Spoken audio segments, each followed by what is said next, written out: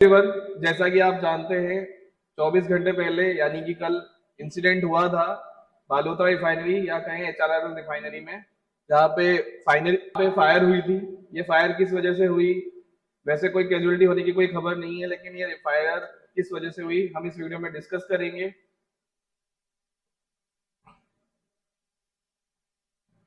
Location है पचपदरा बालोतरा। बालोतरा राजस्थान का एक जिला है जो बाड़मेर के पास में पड़ता है। वहां पे पचपदरा रिफाइनरी है। इसका प्रोजेक्ट है एचपीसीएल राजस्थान रिफाइनरी लिमिटेड। ये ग्रीन फील्ड प्रोजेक्ट है। ये एचपीसीएल का एक प्रोजेक्ट है अब राजस्थान गवर्नमेंट के साथ, इसीलिए इसको एचआरआरएल बोलते हैं, HPCL Rajasthan refinery limited.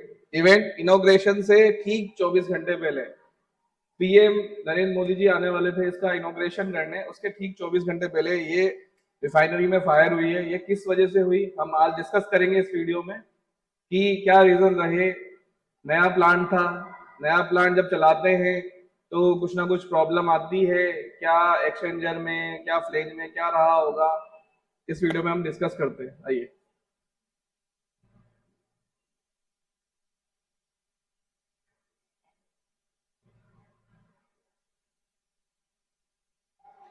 Technical sport the CDU section. CDU section जो है क्रूड ऑयल डिस्टिलेशन यूनिट या क्रूड डिस्टिलेशन यूनिट भी बोलते हैं। Unit involve crude distillation unit. Crude distillation unit refinery के अंदर सबसे फर्स्ट पार्ट होता है जहां पे क्रूड ऑयल आता है या क्रूड ऑयल को अलग अलग भागों में बांटने के लिए भेजा जाता है। यहाँ पे उसको हीट किया जाता है, प्री हीट 350 से 370 डिग्री समथिंग इसको प्री हीट किया जाता है, जिससे हम इसमें से अलग अलग पेट्रोल, डीजल, केरोसिन, कोलतार वगैरह निकाल सके। टेक्निकल डिटेल, सीडीयू रिफाइनरी का फर्स्ट मेजर प्रोसेसिंग यूनिट होता है। ये रिफाइनरी का फर्स्ट मेजर प्रोसेसिंग यूनिट होता है जहां पे क्रूड ऑयल आता है। जैसा कि आप डायग्राम में देख रहे हैं, ये क्रूड ऑयल हमारा आया, पंप के थ्रू गया, हीट एक्सचेंजर में गया और हीट एक्सचेंजर के थ्रू वापस निकल के हॉट प्रोडक्ट्स और पंप अराउंड, ये जितने भी एक्सचेंजर से जाएगा, हीट होते हुए धीरे धीरे धीरे मिक्सिंग वॉल के थ्रू डिसॉल्टर में जाएगा। फिर क्रूड ऑयल वापस फायर्ड हीटर में जाएगा जहां पे इसका टेम्परेचर 350 से 400 डिग्री, यहाँ 398 लिखा हुआ है, प्री हीट करके क्रूड ऑयल डिस्टिलेशन टावर में डाला जाता है, जहां से ये अलग अलग फ्रैक्शन में हो जाए। ठीक है, ये क्रूड ऑयल डिस्टिलेशन टावर में डाला जाता है ताकि ये अलग अलग सेक्शन में हो जाए। इस सेक्शन में होने की वजह से क्या होगा, हमें पेट्रोल, डीजल, केरोसिन जो आगे वैक्यूम डिस्टिलेशन यूनिट में भेजने हैं प्योरिफिकेशन के लिए, वो मिल जाए। लेकिन ये जो इंसिडेंट है वो यहीं कहीं किसी एक्सचेंजर में हुआ है। प्रोसेस या क्रूड ऑयल को एटमॉस्फेरिक प्रेशर पर हीट करके फ्रैक्शन नेफ्था, केरोसिन, डीजल में सेपरेट किया जाता है। किसमें? सीडीयू यूनिट में, क्रूड डिस्टिलेशन यूनिट में। यहाँ अलग अलग फ्रैक्शन में किया जाता है एटमॉस्फेरिक प्रेशर पे। वाइट विस्की, इस यूनिट में हेवी हाइड्रोकार्बन लोड और हाई टेम्परेचर ऑपरेशन होते हैं। अब आप देखेंगे क्रूड ऑयल सबसे पहले यही आता है, यही पंप के थ्रू इस यूनिट में पहुंचता है। तो यहाँ हेवी हाइड्रोकार्बन होने की वजह से यहाँ पे ये हादसा हुआ। हादसा हाइड्रोकार्बन होने की वजह से नहीं हुआ, कुछ मेजर लीक या कुछ रही होगी गलती जिस वजह से ये हुआ। आगे हम इस वीडियो में देखेंगे। रूट कॉज क्या है? आप एक्सचेंजर देख रहे हैं, ये एक सेलेंट ट्यूब हीट एक्सचेंजर है, लेकिन ये डबल लगे हुए हैं।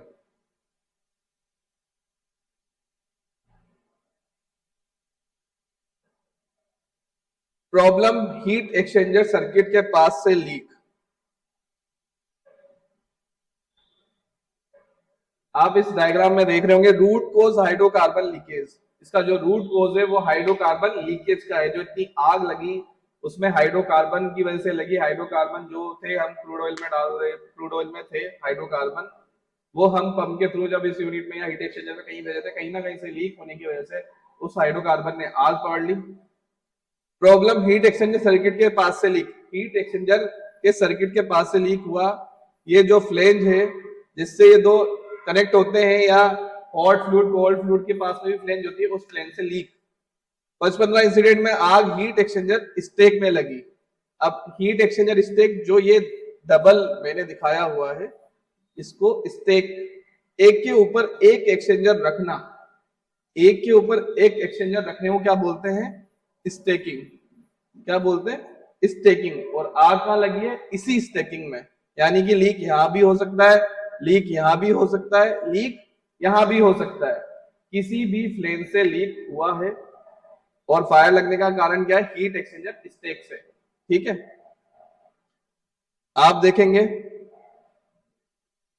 नीचे इस डायग्राम में हमने हीट एक्सचेंजर की जो डायग्राम है वो अंदर से बताया हुआ है। ट्यूब बंडल्स, वेफल्स होते हैं, शेल होता है। आप देखेंगे शेल नोजल आउटलेट, ये जो शेल नोजल आउटलेट है यहाँ पे ये फ्लेंज है, एक फ्लेंज यहाँ है, एक फ्लेंज यहाँ है। तो आप ये सोचिए, इसके ऊपर इमेजिन करिए, इसी के ऊपर दूसरा एक्सचेंजर है।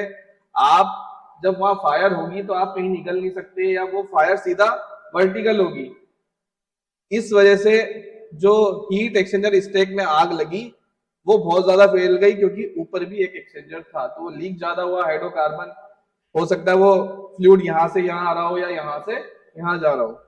ठीक है, आगे है ignition. Root cause hydrocarbon leakage में है इग्निशन, क्योंकि ये प्री कमीशनिंग टेस्टिंग फेज था। जो ये प्लांट रनिंग कर रहा था, ये रनिंग प्लांट नहीं था, ये टेस्टिंग प्लांट था, यानी इसमें अभी चीजों का स्टार्टअप लिया जा रहा था। हाई एम्बिएंट टेम्परेचर या फ्रिक्शनल हीट की वजह से, हाई एम्बिएंट टेम्परेचर या कहें फ्रिक्शनल हीट की वजह से जब इसका हम ट्रायल ले रहे थे तो वहां लीकेज होने की वजह से ऑलरेडी टेम्परेचर ज्यादा था। बालोतरा डिस्ट्रिक्ट आप मान सकते हैं ऑलरेडी 50 डिग्री या 40 से 45 डिग्री का टेम्परेचर तो पहले ही है एटमॉस्फेयर में। उसके अलावा प्रोसेस में इतना टेम्परेचर हीट होना, उसकी वजह से तुरंत फ्लैश फायर पकड़ ली। जो फ्लैश फायर है, फ्लैश फायर किसे कहते हैं? फ्लैश फायर क्या होता है? फ्लैश फायर वह फायर होती है जो किसी वेपर क्लाउड या किसी लिक्विड या फ्यूल के लीक होने की वजह से, जब भी कहां पे कोई लिक्विड या गैस लीक होगी वहां पे वेपर क्लाउड होने की वजह से जो फायर लगती है उसे फ्लैश फायर कहते हैं या सडन फायर कहते हैं। ठीक है, इसकी डिटेलिंग है। लीकेज का मेन पॉइंट फ्लेंज जॉइंट या वॉल पैकिंग हो सकता है। इस डायग्राम में आप देख रहे हैं कि ये फ्लेंज है, इस फ्लेंज के बीच में कोई गैसकेट है, यहां से भी फ्लेंज जॉइंट के वहां से भी लीकेज हो सकता है, वहां भी एक्सचेंजर के किसी भी ट्यूब साइड या सेल साइड फ्लेंज के जॉइंट पे लीकेज हो सकता है, वहां पे भी आग लग सकती है। या वॉल पैकिंग, ये जो वॉल्व है इसकी पैकिंग में भी हो सकता है मेल्ट हो गई हो हाई टेम्परेचर पे, फ्लेंज की जो गैसकेट है वो भी मेल्ट हो गई हो हाई टेम्परेचर पे, तो या हाई प्रेशर पे फट गई हो, तो उस वजह से भी ये आग पकड़ सकती है। आगे है why hit happens. Pre commissioning के वक्त जब थर्मल एक्सपांशन होता है, प्री कमिश्निंग के वक्त जब ट्रायल लेते हैं बार बार, तो उस चीज से क्या होता है? उसका थर्मल एक्सपांशन होता है। तो थर्मल एक्सपांशन होने की वजह से लूज बोल्ट्स या पुराने गैसकेट प्रेशर नहीं झेल पाते। जैसा कि आप ये गैसकेट देख रहे हैं, ये गैसकेट कई तरह के होते हैं जो उन जॉइंट्स के बीच में लगे होते हैं। उन जॉइंट्स के बीच में लगे होने की वजह से क्या होता है, ये जब ट्रायल बार बार होता है, बार बार होने की वजह से ये इनके बीच में आप देखेंगे यहाँ बोल्ट्स लगे होते हैं। बोल्ट्स हो सकता है लूज हो गए हों, किसी ने टाइट्स नहीं किए हों, लीक उसके थ्रू ज्यादा हुआ और ये गैसकेट पुराने हो जाते हैं प्रेशर झेलते झेलते, तो ये मेल्ट भी हो जाते हैं हाई प्रेशर या टेम्परेचर पे, या फट जाते हैं, डैमेज हो जाते हैं। उस वजह से भी ये लीक हो सकता है। टेक्निकल टर्म इसे जेट फायर, अगर प्रेशर हाई हो इसे कौन सी फायर कहेंगे? Jet fire.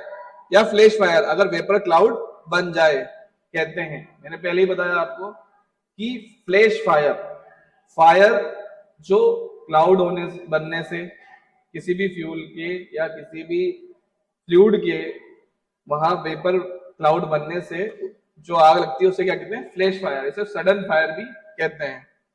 आप इसमें देख रहे हैं कि कैसे दो पाइप, पाइप एक ही है लेकिन अलग अलग, उसके बीच में जॉइंट से ये लीक निकल रहा है। आप यहाँ वॉल्व के यहाँ से भी देख सकते हैं। तो इन दोनों में क्या हो रहा है? देखिए ये लीक है स्टीम का, लेकिन इमेजिन करिए यही लीक रिफाइनरी या किसी फर्टिलाइजर या किसी भी प्लांट में आग का हो, तो जैसे अभी हुआ है, तो ये इमेजिन कीजिए हीट एक्सचेंजर, हीट एक्सचेंजर के स्टेक की फ्लेंज में भी ऐसे ही लीक हुआ होगा कहीं ना कहीं से। इस लीक होने की वजह से क्या हुआ, वो फायर लगी। आगे है fire and safety protocols. Fire वालों ने क्या इमीडिएट एक्शन लिया या किस वजह से ये आग पे कंट्रोल हुआ और कोई कैजुअलिटी नहीं हुई, इसमें बहुत बड़ी जिम्मेदारी है जो भी पचपदरा रिफाइनरी में जो भी यूनिट थी उन्होंने बहुत ही टाइम रहते ये चीज कर ली जिसपे उस आग पे काबू पा लिया गया। एक्टिव सेफ्टी प्लांट के ऑटोमेटिक फायर मॉनिटर्स और फॉर्म सिस्टम तुरंत एक्टिवेट हुए।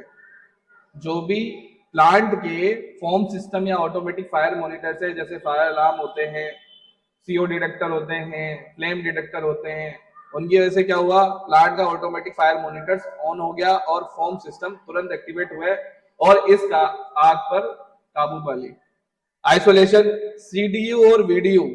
सीडीयू सीडीयू क्या है हमारा, क्रूड डिस्टिलेशन यूनिट, और वीडीयू वैक्यूम डिस्टिलेशन यूनिट को लॉक कर दिया, यानी जैसे ही इस फायर का पता लगा उसको बंद कर दिया, ठीक है, शटडाउन मोड में ले लिया। दूसरा है resources deployment. Dozens of fire tenders ने कूलिंग ऑपरेशन चलाए ताकि स्ट्रक्चरल डैमेज ना हो। दर्जन भर दमकलें उस आग पे लग गई और उस आग को बुझा लिया गया जिससे वो ज्यादा ना फैले। अगर ज्यादा फैलती तो ज्यादा नुकसान होता। आप देखें, आप अभी देखें कि कितना डैमेज हुआ है इस आग से। मैकेनिकल डैमेज हुआ है, कोई कैजुअलिटी नहीं हुई, ये बात है। इंसिडेंट के बाद तुरंत आइसोलेशन किया गया। ब्लॉक वॉल्स, हाइड्रोकार्बन की सप्लाई बंद करना। सबसे पहला चीज क्या करा, आइसोलेशन करके हाइड्रोकार्बन की सप्लाई बंद कर दी। डिप्रेशराइजेशन, सिस्टम से प्रेशर रिलीज करना। सिस्टम में जो भी गैस, हाइड्रोकार्बन या कहीं भी कुछ भी भरा हुआ था उसको रिलीज कर दिया, उसको वेंट कर दिया या फ्लेयर कर दिया। स्टीम ब्लैंकेटिंग, स्टीम का यूज करके ऑक्सीजन को हटाना। जहां भी फायर थी वहां से हमें, फायर कब होती है, फ्यूल, ऑक्सीजन और जिससे भी इग्नाइट या उसको उतना टेम्परेचर मिल जाए कि वो आग पकड़ ले। तो अगर आप इन तीनों में से कोई भी एक चीज हटा दोगे तो फायर नहीं लगेगी। तो हमने क्या करा, स्टीम का यूज करके ऑक्सीजन को हटा दिया, तो ऑक्सीजन नहीं रहेगी तो वो चीज नहीं जलेगी।